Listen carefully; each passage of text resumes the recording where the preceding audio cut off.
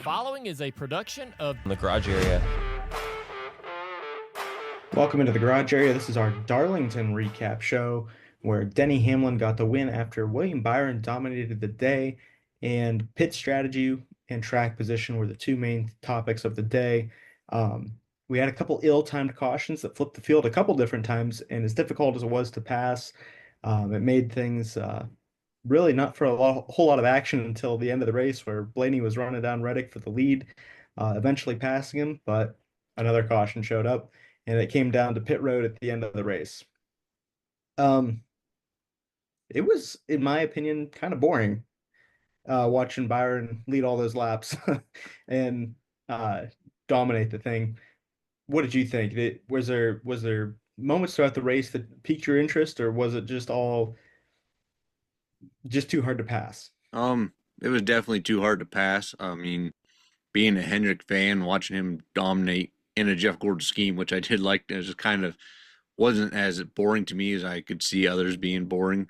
I thought there were in the beginning of the race, I thought, all right, there'd be some good passes and stuff, but as the race went on, and you saw some people who couldn't come up through the field and stuff, and it's just like, yeah, this isn't doing it for me anymore. It's like, all right, this guy should be moving forward, and you can't get by this guy because there's just no way to pass. So it just started getting slowly, just like, yeah, this is getting irritating to a point. Yeah, I agree. I agree. It was one of those deals where it's like he's going to run away with the thing. And as the laps were winding down, I thought to myself, this is really frustrating that Byron is going to win this race and basically lead every lap almost for a long stretch of the race. He led a ton of them in a row. And it was just the only reason I was frustrated by it is because it felt like because he was out front is why he was leading all the laps, which I understand and obviously is the case. But I mean, he was never in dirty air. He never had to race behind or around anybody other than lap traffic, which he should have been faster than just on merit rather than, um, just being the track position thing at that point. So it did feel like,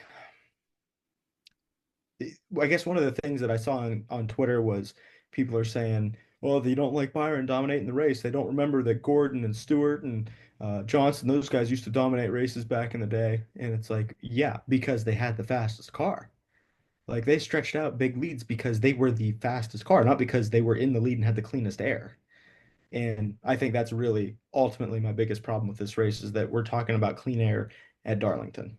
Yeah, I mean, I don't get me wrong. I think Byron had like a top five speed car, but you Oh, saw, I I don't agree. remember if it was the end of stage one or two. I think it was two because it was Joey Logano and Denny Hamlin running second and third in that stage were running down Byron because he was stuck in dirty air behind traffic. So I mean, you could tell that clean air meant a ton to them cars. Yeah, that is very true. And that was a frustrating thing to watch as a fan. I think the thing that really spoke to it the most for me, where my theory was proven right, was on that final pit cycle. Well, not the final pit cycle, but the final green flag pit cycle. Uh, Byron had gotten behind Bell and some other cars, Reddick being one of them, due to just the time that he pitted. But he should have had fresher tires because he pitted later, and he wasn't able to pass them. Right. And it's just like that should mean so much at this racetrack. You saw that even with the first pit stop at the caution at lap four, where guys pitted with four laps and they hardly made it back to the. I don't know. Some drivers couldn't even make it to the top 10 just because of dirty air, and even a few laps on tires should make a big difference at Darlington. Exactly. It's such an old, rough, abrasive racetrack that should be a big deal. And this is no slight on Goodyear at all. I think that their tire compound was fine. I got zero issue and there's zero argument about that. I think that for me, the heat has backed off Goodyear big time. I think they're really making strides to make things better. I think it's on the race car entirely at this point, the aerodynamic part of the car specifically. Right. Yeah, that's where I'm at. I mean, they made the comment that the reason why this works so well at mile and a half is because there's multiple lanes. You can spread out, get out from behind other cars and stuff. Places like Darlington and short tracks where it's one or two lanes where you're gonna be stuck behind guys and can't get nowhere.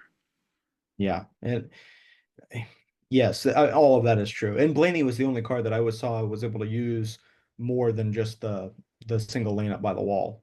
And Right. that was only on that final run that he was able. I mean, haven't seen anybody dive at that low in the corner and be able to make time in a long time, not just in this race. That's a unique ability to drive a car like that is I think that he has and is incredible. Um, I guess we got to get to it just because it's that time of the show. Our picks for this week, I picked Ryan Preece because I had some belief in him, some belief in RFK. And in fact, all of RFK ran in the top 10 for a while. And Preece was running well. He was running in the back half of the top 10 and then kind of faded to 12th, 13th, somewhere in there. And then I don't even remember which one it was, but one of those cautions, when the field got flipped around, he got sent back to the lower 20s and just never made it back from there. Yeah. He actually did make it back from there at one time, was back in the top 10 and then went back to the lower 20s again. Yeah, that also what flipped Denny Hamlin to the front, who I picked. And, that was that's pretty much to me that's the turning point for Hamlin's race. So when he stayed out and that caution came out for the lug nut or whatever, that's what put Hamlin up front, and that's pretty much his turning point there too. So once Priest got in the back, he was just in dirty air and could never get back to the front. Yeah, that's pretty much the ultimate point of it. I don't even know why I'm making picks anymore. I think that it's just, we're what, 7 races into the year, and I'm smoked. I don't know why I'm still even making selections. We should just do a segment of the show where you tell us who's going to win every week because you got 3 wins so far this year, Yeah. and just leave it at that because my picks are obviously not good. They stink. I thought for sure this weekend I was losing to you, but I just got lucky really. Not only the fact that the strategy flipped around for Hamlin and Priest, and just the way the caution came out and he came off pit road to get the win also was just incredible. Yeah. Yeah, And you can't fault him. Denny's had races like that get away in the past, and because of the pit crew, and now the pit crew won him a race, and they are literally the best on pit road right now. yeah, So big time congrats to them. Which Ryan Blaney's dealing with the opposite issue. He's had races get away because of the pit crew, and they're in. Somebody said it today. Blaney in the driver metrics is like in the top 5, and the pit crew is in the bottom half of the 20s, and that's what's killing them from having speed but not being able to close out races. yeah. That's he should have. I think he probably should have a couple of races this year already, and just I don't know, either engine issues or crew issues or something else that's taken him out of running of these races. So he could easily have 2 or 3 wins by now. It does feel that way, yeah. Um, Coming down to the closing laps of that race, the 45, Tyler Reddick had inherited the lead due to his timing of his pit stop. Byron had got back in traffic a little bit and wasn't able to move forward, and Blaney was just coming. I mean, 12 seconds back, and he was just putting a big dent in it and diving clear to the bottom of the racetrack and making passes, working his way all the way up through the field. And we both were watching a recorded version of the end of the race because we weren't able to see it live. And I got a text from you that said, "Are you done yet?" And I said, "No, I've got 13 laps to go." And I'm thinking, what's up? Like he wants to discuss something. Otherwise, he wouldn't be texting me. And I'm thinking, maybe this is a Kurt Busch, Ricky Craven style finish because Blaney hadn't passed Reddick yet. He was running him down, running him down. I'm thinking maybe some kind of drama happens at the end, and it sure did. Kyle Larson gets spun out, wrecks on his own, whatever. I mean, I know he bounced off the nose of the 23, but no matter what, he ended up wrecking and bringing out a caution near the end of the race. And I'm like, this is not good. Because I was happy for Blaney to win, even though I knew you were going to beat me with the running order anyways with the Hamlin pick. And then they come down pit road, and I'm like, Denny's pretty close to the front. And then they come off pit road, and Denny is out front. And I'm like, you got to be kidding me. Denny Hamlin wins this race. And sure enough, they go on the restart, and Denny just took off and ends up getting the win in that Carl Edwards throwback scheme. Um, really disappointing for me as somebody that's trying to make up ground in the points to see you get another win. But yeah, it's sometimes it's better to be lucky than good. Yeah, when you told me 13 to go, and I'm like, oh, okay. And I'm like, I hope I didn't like spoil nothing or make you think that yes, this is gonna happen. And I'm like, man, I want you to just like text me your way through the race just to hear or see your thoughts. And like, man, if I do that, you're gonna know something's up or know what's happening. When I saw Denny Hamlin win that race off pit road, I was like, this can't be happening. I Yeah, just you're a real sicko. I wanted to see my pain the whole way through. uh, I yeah, looking at my picks, I'm like, they're all like single digit picks the last few 4 or 5 weeks. I'm like, man, I don't know why I'm so good at this right now, but Yeah, you make everybody think that your picks. I'm so good at this. Yeah. Uh, anyway, let's move on from our picks to the rating of the race.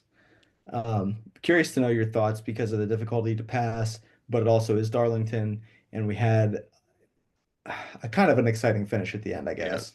I guess the ending helped it out. I mean, I was watching Ryan Blaney drive up through the field was incredible, and it wasn't really much of a fight for the lead because I feel like once Blaney got there, it only took him a lap or two to just like because Reddick was sliding by that point, and so I but I'll give it like a 7.5 just for the finish. That was I was somewhat amused throughout watching the pit strategy and seeing what cars stayed longer and if their tires would make up in the end and whatnot. But to me, I like a 7.5 is about all the more I can give it. Yeah, yeah, that's interesting.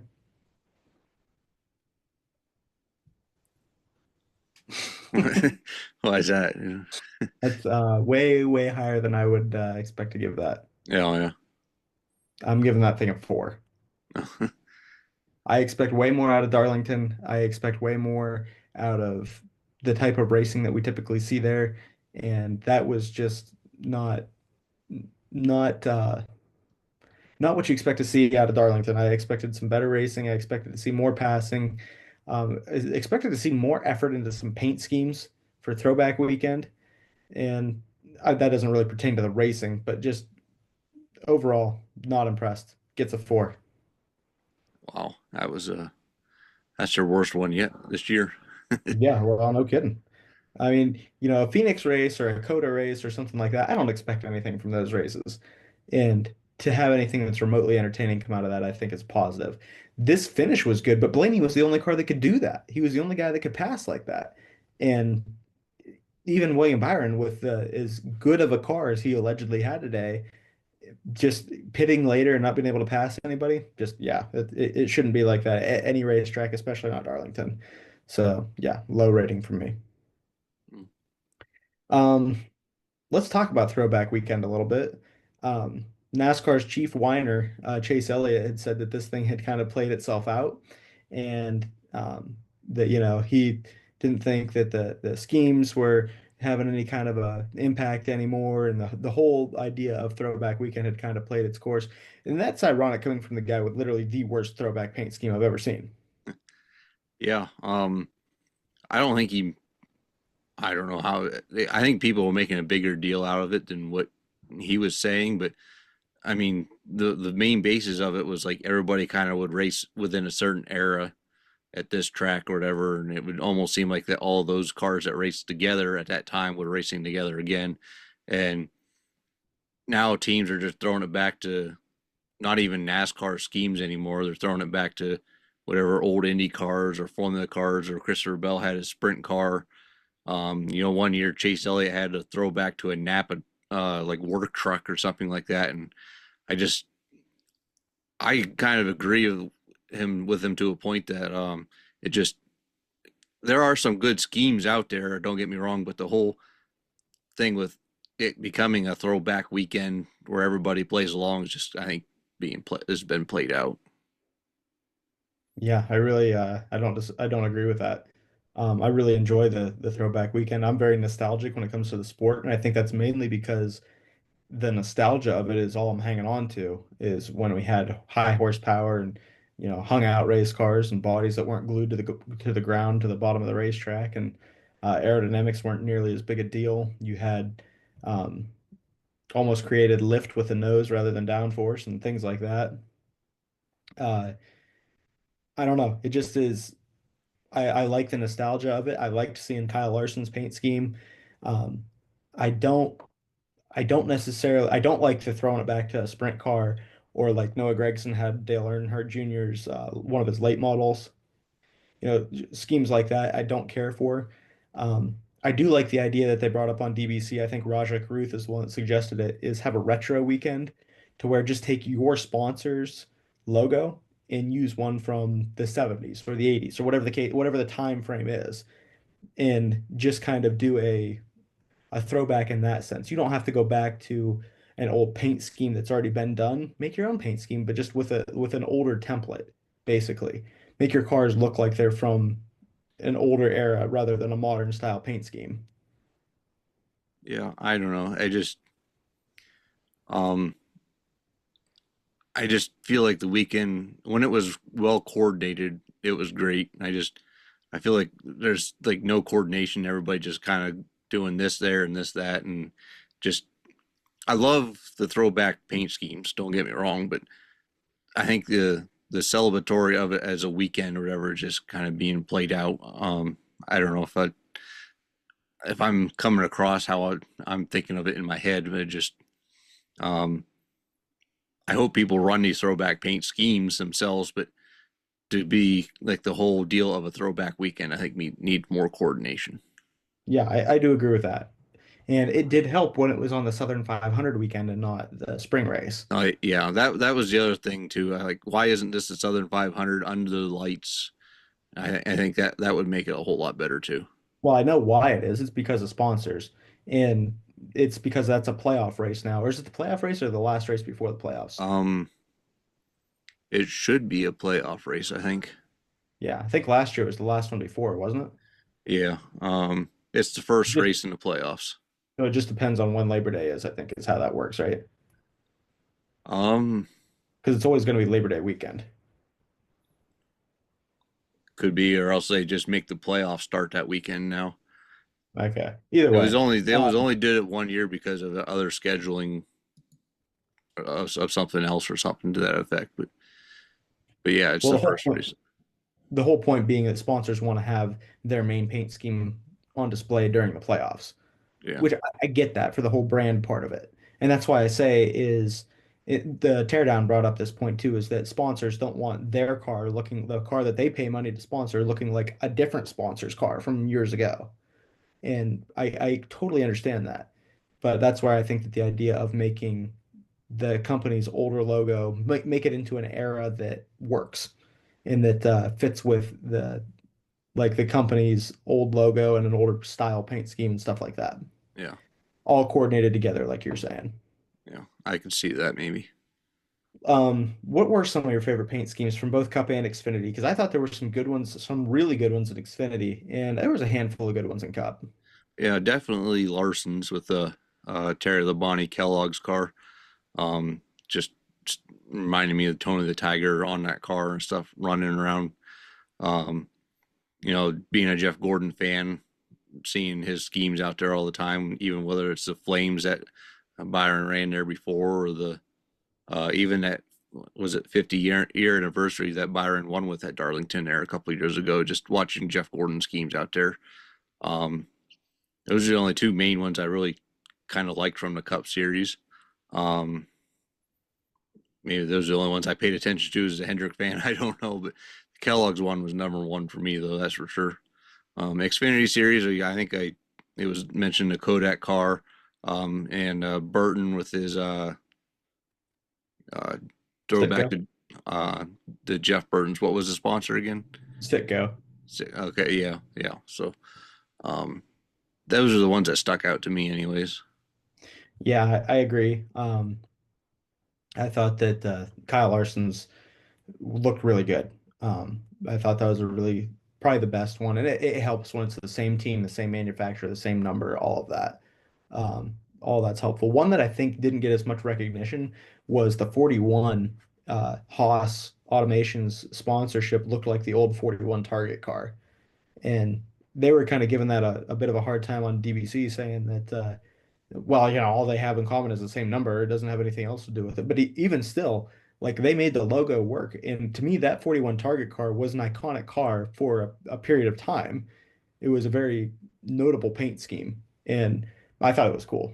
Um, yeah, there's some other cars from that era that I wish, the schemes would get done, but I haven't seen them yet. Um, Show up in Throwback Weekend. I thought Austin Cindric's was pretty good. It did look like the original Dale Earnhardt scheme. That again, that helps when you have the same number. And Jimmy Johnson already did that one once, didn't he? Um, I know Johnson did one where he had like a half and half Petty and Earnhardt scheme, but I don't think he Yeah. had that one. One thing also, the numbers being so far forward also kind of hurt some of these paint schemes too.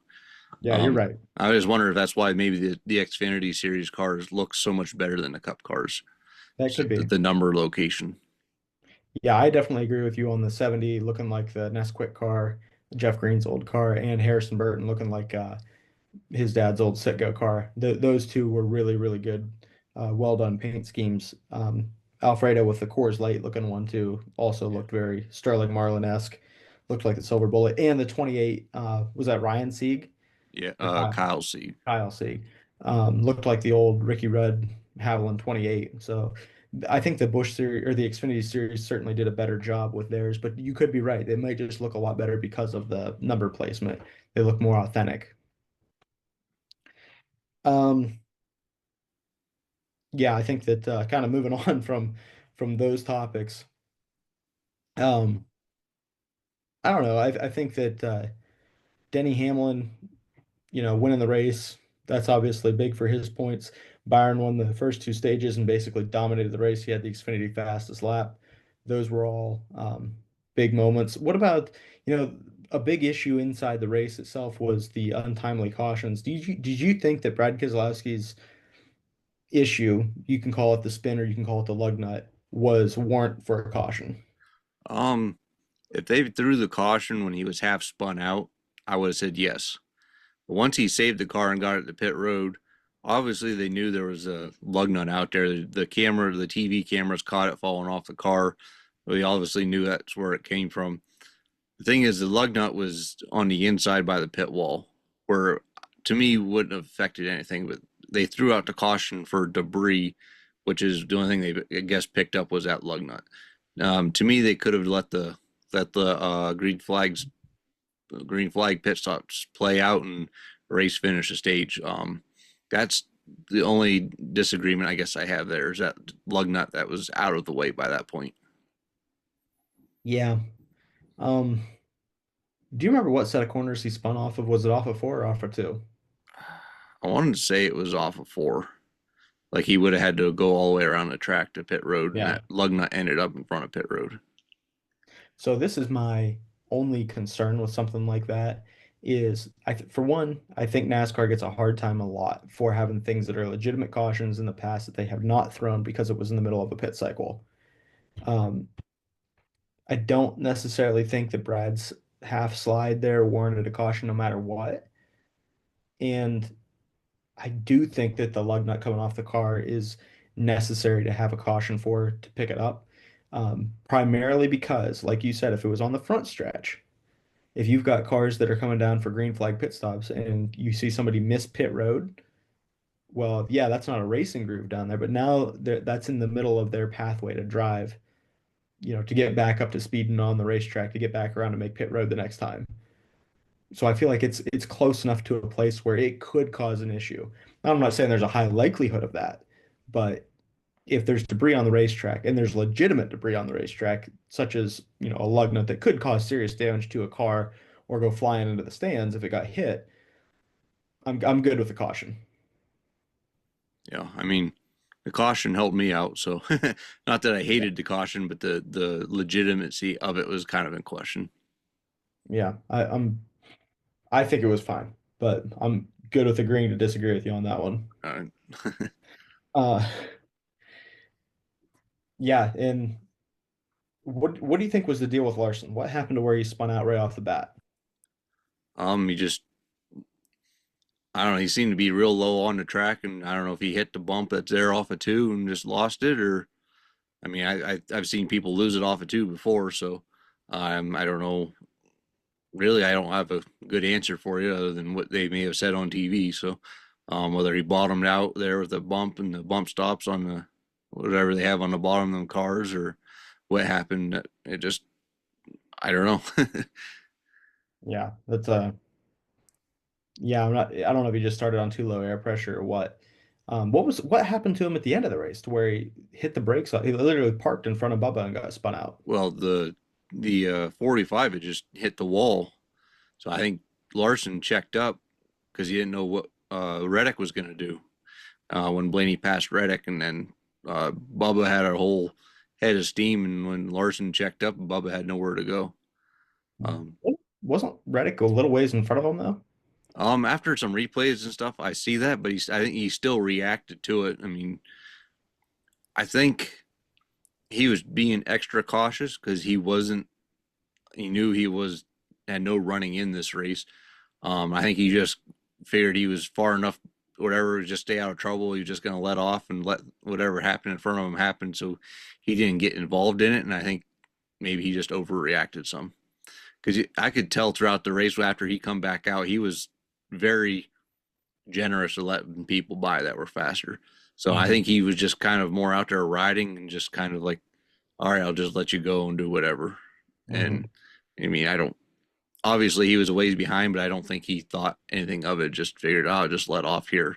Had he been a leader or like a lead that car in that point, I imagine he's probably running full speed to try and get by anything that did or would happen. So I think it's just probably he had a different mentality being 160 to 70 laps down or wherever he was at that point. Yeah, it could very well be. Um, was there anything else that stuck out to you from the Cup race? Um, Not that I can think of at this moment. No. Yeah, that pretty much covered everything, all the exciting stuff, which wasn't a whole lot. Um, do you have the results for the Xfinity race pulled up? Yeah. Can you tell me, just name off the Cup drivers in that race? Chase Elliott, Ross Chastain, Christopher Bell. Those are the I think those are the only three that were in there. That was it. Yeah, that's all I can. So you got three Cup guys in the Xfinity race. Surely one of them had to win because those guys are so much better than the Xfinity guys. Well, that's not what happened. So, Brandon Jones gets the win in the Matt Kenseth throwback scheme. Ross Chastain did Ross Chastain things yeah, and passed Bell in the process. And Logano last week at Martinsville said that Chastain races like a hiney hole, sticking noses in holes. And he ended up taking offense to that, saying, I don't know why Joey would say that and blah, blah, blah. And then he goes to the Xfinity Series after the disaster of a race that we saw last week in the Xfinity Series with guys showing each other no respect. And a Cup driver, fences another Cup driver in the race. I think that Ross Chastain is due all the criticism that he gets. yeah, he almost took out Chase Elliott too. Chase was just able to let off in time and whatnot, and you can tell Chase was pretty fired up about it too. And obviously, yeah, it would have been like the second incident between him and Chase this year. So, um, it just it feels like he says one thing and does another. So, um, he's an aggressive driver, and I don't mind it, but I just got to live up to it, I guess. Yeah. Yeah, he's one of those guys that just needs knocked in the nose a little bit, in my opinion. Um, but yeah, as far as the Xfinity race, that's really all that I had from it. Uh, Harrison Burton was fairly fast in the race. Brandon Jones got the win. Um, yeah, really don't have much else to cover from that. Chastain needs a beating. That's all I got. Yeah, Justin Allgaier, I think, dominated that race for the most part, but he's going to have a strong year, that's for sure. So that's about all there was from the Xfinity race on my part. So And then obviously no truck race. yeah, there was the And only we thing from the Xfinity Series races.